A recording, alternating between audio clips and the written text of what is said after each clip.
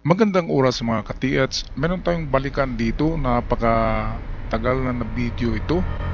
Kaya ipapakita ko ito sa mga bago pa lamang na subscribers ng aking channel. Ito na video ay 4 years ago na ito na video na naitago ko. At ang maganda rito ay ito'y example ng isang tinatawag na chamber. Treasure chamber na gawa sa bato. Ibig sabihin malaking bato at inukit ang loob nito at nilagyan ng chamber. So treasure chamber ito, kaya ito atin panoorin. Meron siyang tatlong star. Ang tatlong star na yan ay signifying Yamashita treasures. 3-star general yan kay Yamashita. At yung tatlong star dyan ay may naka attach dyan na ginto na hugis star. Ito kasi recovered na to at na-discover lang na ang loob pala ng bato ay merong mga chamber na assorted ito. May chamber para sa alahas, may chamber para sa gemstones at sa gold bars. Kaya ito, yan yung star ni Yamashita. Magandang pagkagawa nito. Ayan sa gilid may mga maliliit na chamber din, may nilalagay dyan. Hindi natin tiyak kung gold bars o alahas. Ayan o.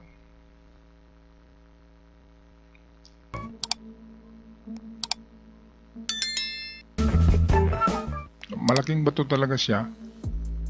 At binuksan ang ibabaw. Ayan o, may binutas pa dito. Mayroon ding laman yan. Kaya isang chamber pero sa loob ay mayroong maliliit pa na sarit-saring chamber.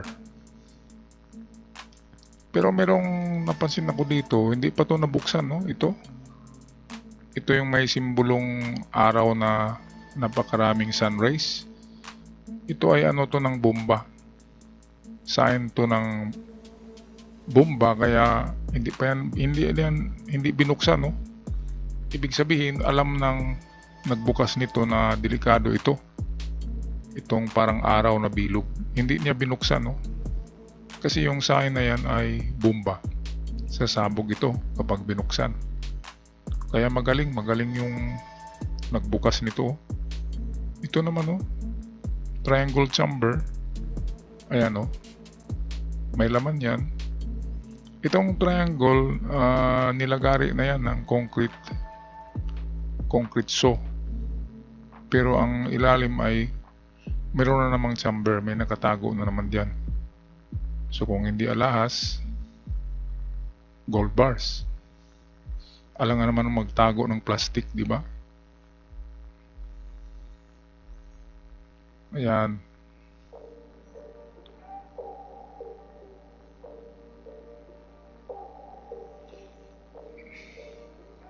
Meron pa to sa gilid, mga lagayan niya.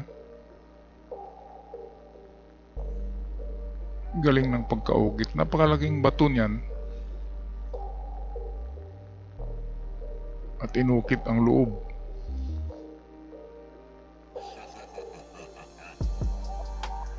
Sa harapan, meron malaking heart, oh. So, ibig sabihin ng heart ay treasure, di ba? Sana yung heart.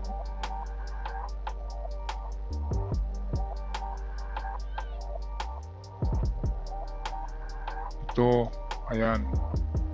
So sa harapan ng heart, naroon nga yung malaking bato na chamber. Kaya napakagaling ng pagkagawa nito. Ayan,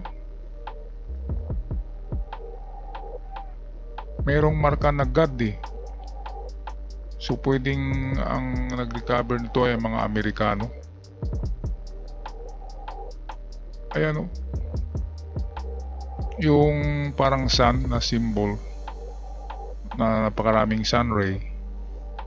Hindi siya spoke sign kasi marami siya. Siya ay bomba. Ang spokes or sun na symbol ay mayroong pinakamaraming sunray na 3C lamang. 13 or 13 sunrays. Ito napakarami na, so ito'y bomba. Kaya hindi binuksan, no? Pero sa ibabaw, nilagari, konkretso. At chamber talaga ang loob niya, oh.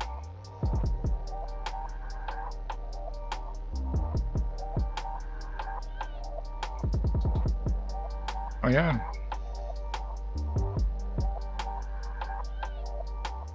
O tingnan nyo sa unahan ang lalaking bato. Baka sa unahan ito ay mayroon pang bato diyan na may chamber din.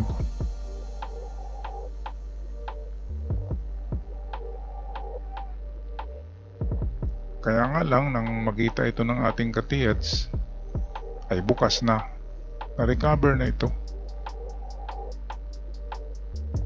O yun yung mga kapariho niya na bato. Malalaki. At ang pagkakaiba lang ay mayroong mga sign doon sa malapit sa yung chamber na bato. Mayroong mga letra at lalo na mayroong malaking puso na naka-engrave.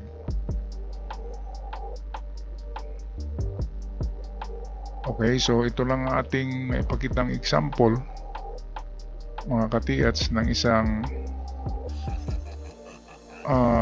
treasure chamber na gawa sa bato at halo to ng simento, di ba? May mga simento diyan eh. Hindi lahat ito bato. Sa loob yung pirong mga secret pocket, yung mga ganyan, ay parang gawa na siya sa simento. Ayan, no? Kaya napakagaling. Galing talaga magtago ng hapon ng kanilang mga treasures. Alright, so yan lang ang aking maipakita sa inyo na episode. At least ay meron kayong idea na ang loob ng malalaking bato ay pero pwede palang merong mga treasure chambers. Ako'y magpaalam na, maraming salamat at huwag kalimutan mag-subscribe sa ating channel.